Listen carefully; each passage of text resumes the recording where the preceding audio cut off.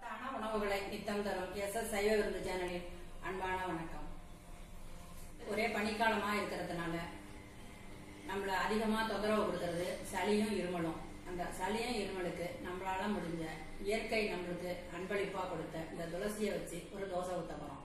அந்த தோசை எப்படி செய்யாதுன்னு பாக்குறதுக்கு முன்னாடி இது வரைக்கும் நம்ம சேனலை சப்ஸ்கிரைப் பண்ணலன்னா உடனே சப்ஸ்கிரைப் பண்ணுங்க. பக்கத்துல தெரியுற பெல் ஐக்கானையும் பிரஸ் பண்ணுங்க. அப்பதான் தினந்தோறும் நம்ம சேனல்ல வர வீடியோவை நீங்க மிஸ் பண்ணாம பார்க்கலாம். வாங்க துளசி தோசை எப்படி செய்யலாம்னு பார்ப்போம்.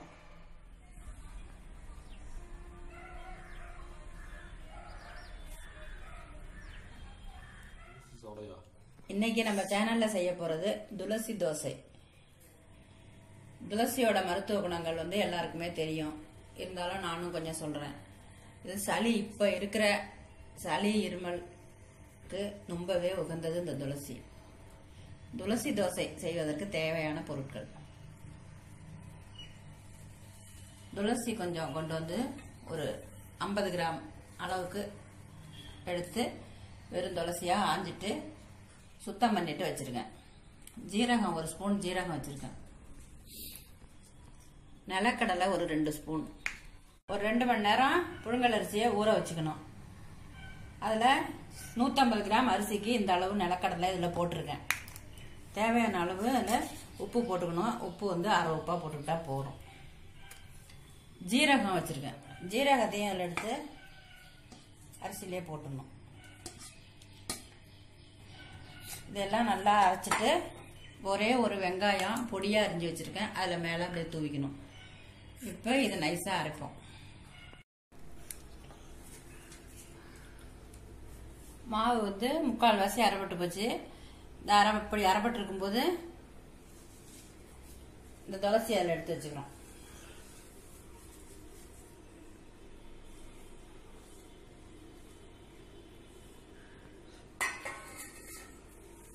துளசியை அதில் போட்டு அரைச்சிட்டோம். அடுத்த பற்ற வச்சு அதில் தோசைக்கல்ல போட்டிருக்கோம்.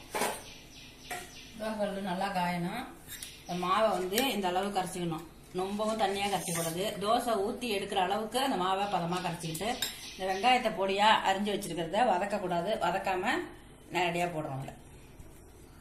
இந்த தோசையோட சேர்ந்து வேகும்போது தோசையோட டேஸ்ட் இன்னும் கொஞ்சம் கூடுதலா இருக்கும். இதுல மிளகு போடக்கூடாது, மிளகாய் போடக்கூடாது. எக்காரணத்தோட மிளகாய் போட்டாதீங்க, காரம் அதிகமா போயிடும். இது துளசியோட காரமே சீரா இருக்கும். இது மாவு கொஞ்சம் திக்கா இருக்கு. தண்ணி ஊத்திக்கலாம். ஒரு 100 அரிசி போட்டாலே 2 பேர் சாப்பிடலாம்.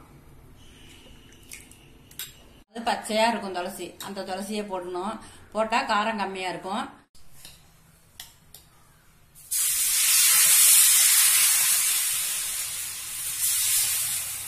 இந்த தோசைக்கு நெய் ஊத்திக்கலாம். அப்படி இல்லைன்னு சொன்னா நல்லெண்ணெய் ஊத்திக்கலாம். வேற எந்த எண்ணெயும் ஊத்தக்கூடாது.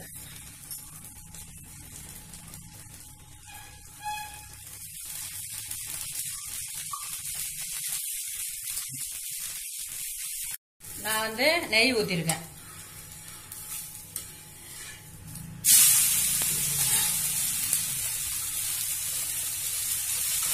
இது இந்த அரிசியில உளுந்தோ வெந்தயமோ எதுவுமே போடக்கூடாது.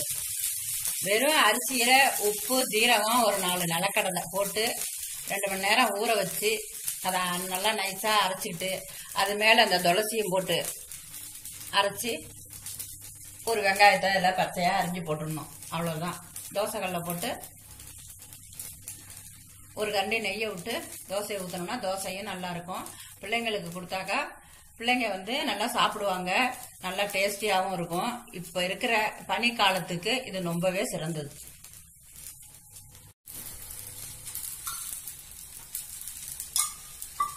இது வெந்து போச்சு.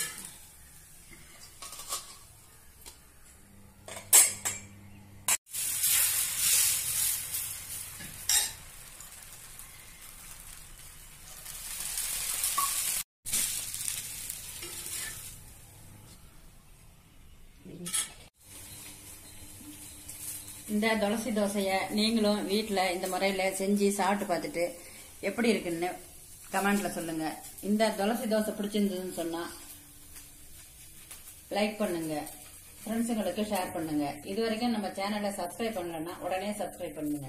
பக்கத்துல தெரியுற பெல் ஐக்கானையும் பிரஸ் பண்ணுங்க. அப்பதான் தினந்தோறும் நம்ம சேனல்ல வர்ற வீடியோவை நீங்க மிஸ் பண்ணாம பார்க்கலாம். நன்றி, வணக்கம்.